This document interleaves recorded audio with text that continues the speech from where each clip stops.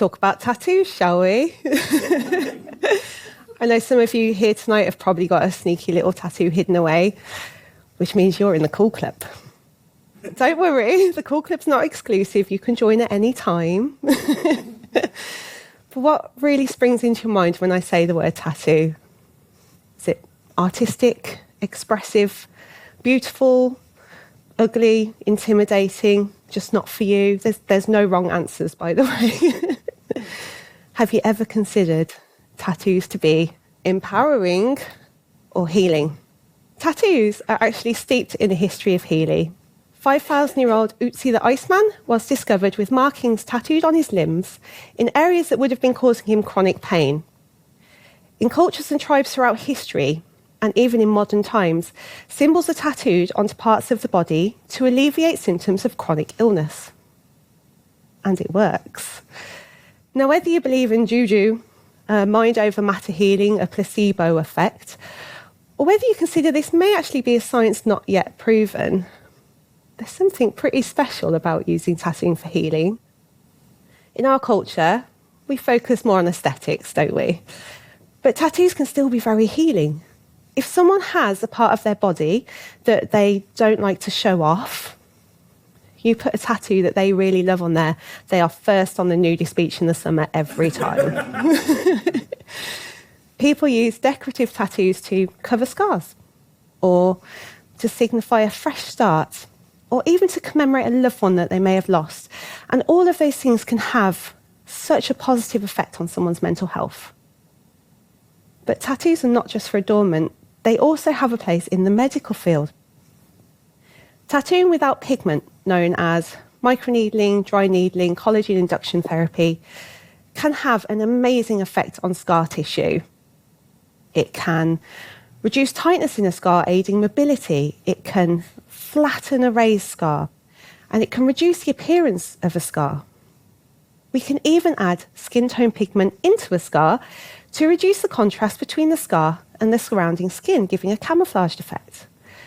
We can tattoo hair follicles to give a balding gent a shaved head look, or to add density to thinning hair, which is amazing for all genders.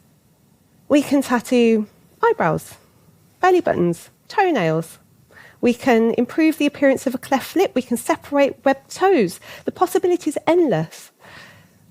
Tonight we're going to talk about areolar restorative tattooing. This is where we fix or create an areola and nipple complex, generally for people that have been through some kind of surgery. There are many reasons as to why someone would go through breast surgery, but tonight we're going to focus on breast cancer. When somebody loses their breast to cancer, they have a mastectomy, and they choose to have a breast reconstruction. The majority of the time, the nipples don't make it. And when this happens, that person often doesn't connect with their new breast. They don't have an emotional attachment to it. They just see it as lumps of skin. And sometimes, when you add a nipple and areola complex to a reconstructed breast, it's like putting the cherry on the cake. It allows that person to feel a sense of wholeness, confidence, maybe even a little bit sexy. And it's an interesting phenomenon. When you put a nipple onto a breast that didn't have a nipple, all of a sudden, it's a bit taboo. But what happens if that tattoo fades? Does the empowerment fade as well? I'm going to talk you through how I came to the answer to that question. I started my tattoo apprenticeship in 2008. I use the term apprenticeship very loosely because there actually aren't any formal qualifications in any kind of tattooing, and there aren't any regulations regarding quality. So an apprenticeship in traditional body art is work-based training. You work under master tattooers, learning everything that you need to know about how to tattoo before you even ever do a tattoo. The day I came to create my first tattoo was the most terrifying day of my life. And the only thing I can liken it to is like learning to drive. I'm guessing most of you have sat in a car at some point, and a lot of us have sat in cars our whole lives. We've watched other people drive. They make it look really easy. Some people can even multitask while driving. Not recommended, but they can do it. And then when you get into that driver's seat yourself for the first time, you suddenly realise you're in charge of a death machine.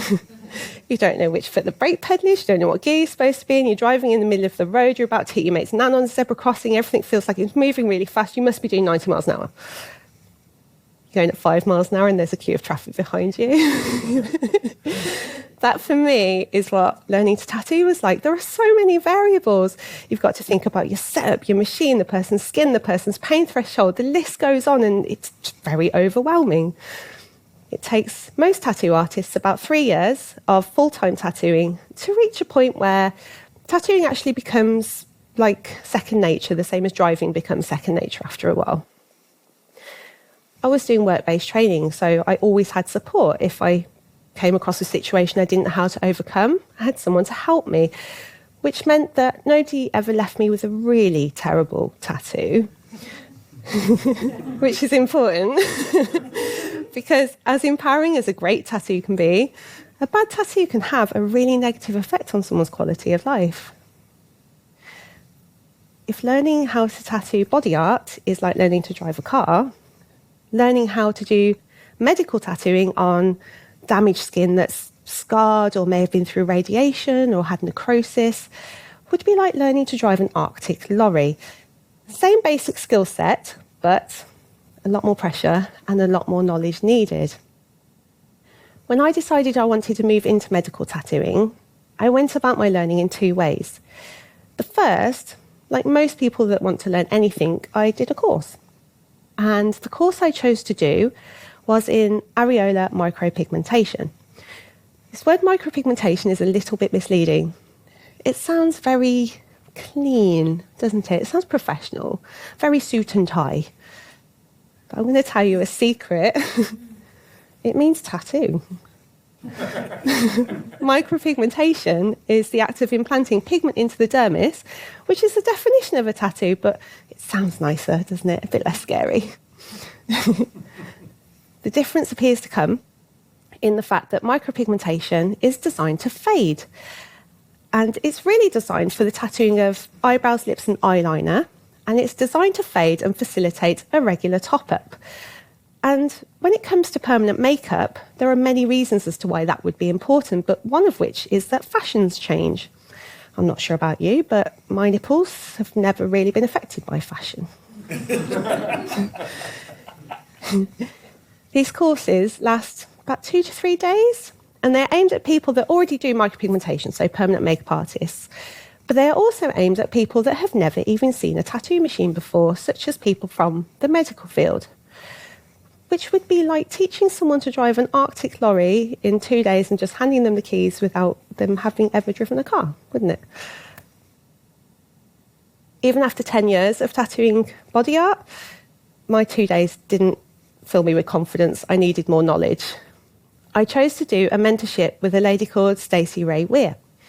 Stacey Ray is the founder of ART, which stands for Areola Restorative Tattoo, and it's a global collective of highly skilled restorative tattoo artists that all work to a standard set by ART. In an industry that has no standards, a standard that's high enough is really important. ART focuses on 3 main aspects. The first is experience. We can't learn how to tattoo damaged skin until we've mastered tattooing healthy skin. We have to learn how to do something called reading the skin. This is where we can tell, as we're tattooing, how much trauma we are causing, when to change our techniques. That takes time, that needs experience. The second is realism. Nipples are as unique as fingerprints, although not an alternative to fingerprints. We have to have some artistic ability to create something truly realistic that's actually going to make someone feel whole again. And the third is permanence. I have to be completely honest, I didn't really grasp how important permanence was when it came to these tattoos until I started doing them out in the big wide world. People still come to me with these really strange pink smudges where their nipples should be, and this is what's left over from micropigmentation. This is the fading tattoo. I had one client who had areolar micropigmentation performed 12 years before she came to me. And she was so disappointed with the way her breast looked with these strange pink smudges that she hadn't shown anyone her breast in all that time, not even her husband. And now she feels so confident after I tattooed a realistic nipple and areola complex for her that will last forever. She is allowing me to show you the picture tonight. So that's how empowering a tattoo can be. But it did get me thinking, why aren't we talking about this? How many people are suffering in silence? It's not the kind of thing you talk about down the pub, is it? All right then, how's your nipple doing? We just don't talk about it. I wanted to give people a voice. So I put together a survey. With the help of ART and the Nipple Innovation Project, we shared this survey globally, and we asked people that had had restorative tattooing done of their areola how they felt once it had healed. We already know from previous studies and experience how amazing getting a nipple tattoo can be for someone that hasn't got a nipple. But we wanted to establish whether there was a link between the healing of that tattoo and how that person felt moving forward. Unsurprisingly, the majority of people that completed our survey had had areolar micropigmentation done, meaning that their tattoo faded. Of this group, 81% admitted that they were not satisfied with the healed results. 51% admitted that they had suffered adverse mental health effects due to the healing of their tattoos. There were a lot of really heartbreaking comments on this survey, and the one that spoke to me the most is that there is a lady who keeps her bra on in the bath because she hates the look of her breast reconstruction so much because of her faded nipple tattoos. Imagine keeping your clothes on in the bath, just in case you catch a glimpse of yourself in the mirror. Imagine being a surgeon that has spent hours creating a really beautiful, symmetrical breast reconstruction to have it aesthetically ruined by poor nipple tattoos. I am a trustee for the Nipple Innovation Project. We are the UK's first tattoo cancer charity, and our mission is to empower and dignify breast cancer survivors with 3D, realistic, permanent nipple tattoos. We have a directory of artists throughout the UK that all work to a standard set by NIPS, another standard, very important. And funding is available from the charity so that there is no financial burden on the clients. Our campaign for this year has been My Choice. True empowerment comes from making an informed decision. We believe that everybody should have access to all of the knowledge that they need to make this decision. Some people were never told that their tattoo was going to fade.